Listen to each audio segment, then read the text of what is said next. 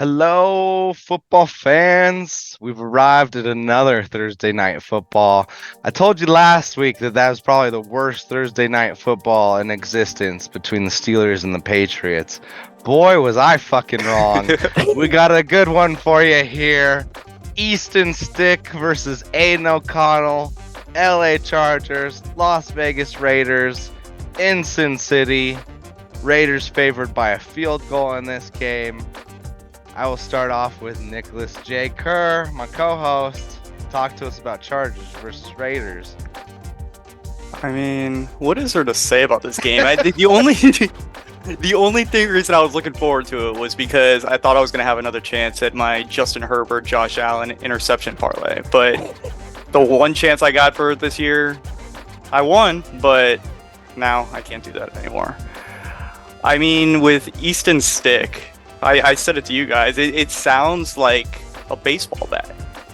So, and then Tony brought up hockey, so I don't know. I had an Easton Stick as a kid. I think Max Crosby is just going to tee off on him, and I think that the Raiders end up winning this game at home. It could be a push, though, with this 3-point line. All right. Get into that a little later. Let's jump to other co-hosts. Tony Parlay Reyes, rap with us a little bit about the Chargers and Raiders. Okay, guys. Is this an NFL game? I don't think so. It's college football bowl season a little bit early. Aiden O'Connell versus Easton Stick. That is a college football bowl matchup. That's the Bahamas Bowl. Let's get this going. So I'm looking at this like a college football bowl game. Not a big fan of Antonio Pierce, but they were just shut out. They did just lose 3-0, so that offense is going to bounce back, and they're going to score in this game. And I think, like Nick says, that defense, Max Crosby gets unleashed, and they go ahead and they cause some problems for that baseball bat hockey stick of a quarterback, Easton Stick. And the Raiders win the Bahamas Bowl. So give me the Raiders -3 in this Bahamas Bowl. I did see on Twitter somebody had a pretty funny one of it was basically a picture of AOC, the one in Congress, versus a hockey stick. That's what we're getting tonight. But no, like this, Tony's right. This is Maction. This is Maction at its finest that we're gonna see tonight. Honestly, I do want to watch this just to see the train wreck. You get a Chargers team that with Justin Herbert could only score 6 points on the New England Patriots, one of 2 teams that's been eliminated from the playoffs this season. And considering how this season is going, both NFC and AFC, that's a pretty hard feat to do at this stage in the game. Like, hell, Tommy DeVito and the Giants are still in the playoff hunt, and the Patriots are not.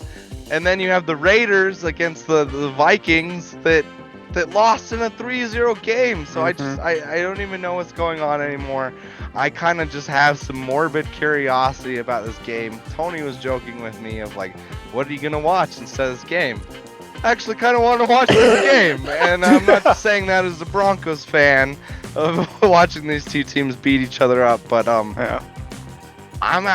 going to take the Chargers in this game, and Nick alluded to it. I think this game's going to be a push. It's going to be a push, or it's going to be closer than 3 points. I still think Vegas can pull it out, but like I said, we're talking about a team that could only score 6, and then a team that lost 3-0, so I just bet the under. Bet the under, people, for the love of God in this game. Bet the under, but yeah, like I'll ask you guys this before we leave here, like what's the current state of like NFL QBs?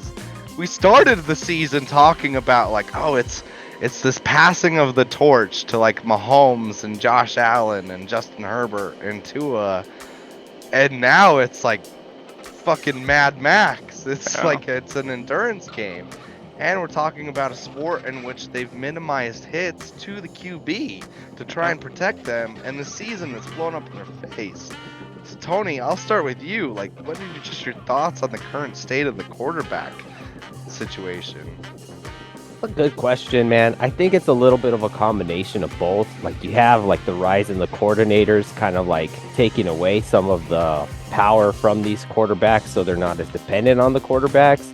And it's just like bad luck. And some of these quarterbacks not working out that they got drafted early, like that 2021 draft, like none of those quarterbacks pretty much working out. That's just like a bad go of things. And I think it's just like a transition, man. It's just like a handover, and then maybe it is going to be like the next ring of quarterbacks, and it's like Kirk Cousins, and it's Dak, and it's Brock Purdy, and it's Tua, and it's like, but people just like, they're like, I can't wrap my head around that. Or it's like Jared Goff, because it's like confirmation bias. It's like, I saw this quarterback be bad once. There's no way in my mind that he can be better than when I saw him.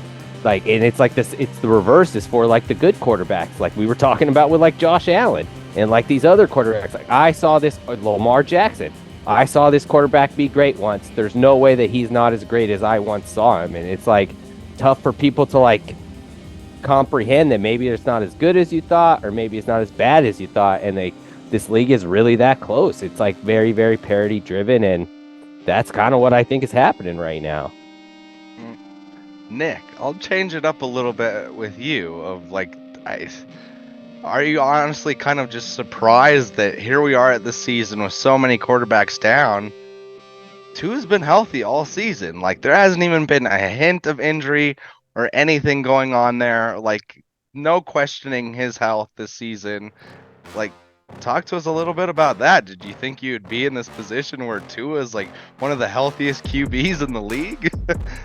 I mean, the media made us believe that he wouldn't be, that he was bound for retirement. And I've been trying to stay away from talking about it all year, knock on wood, but it's... I agree with a lot of the things Tony was saying about the injuries. It's just unfortunate. And every year we get them. And with the quarterback play, I think we need to start looking at it not like on a history. It's basically, what have you done for me lately? Because with these teams, some teams beat good teams, some teams beat bad teams, some good teams lose to bad teams. It just happens. I said it probably like 5 or 6 weeks ago, that this NFL just seems more even than it has in many years. So I think it has to do with that. I mean, the quarterbacks getting injured.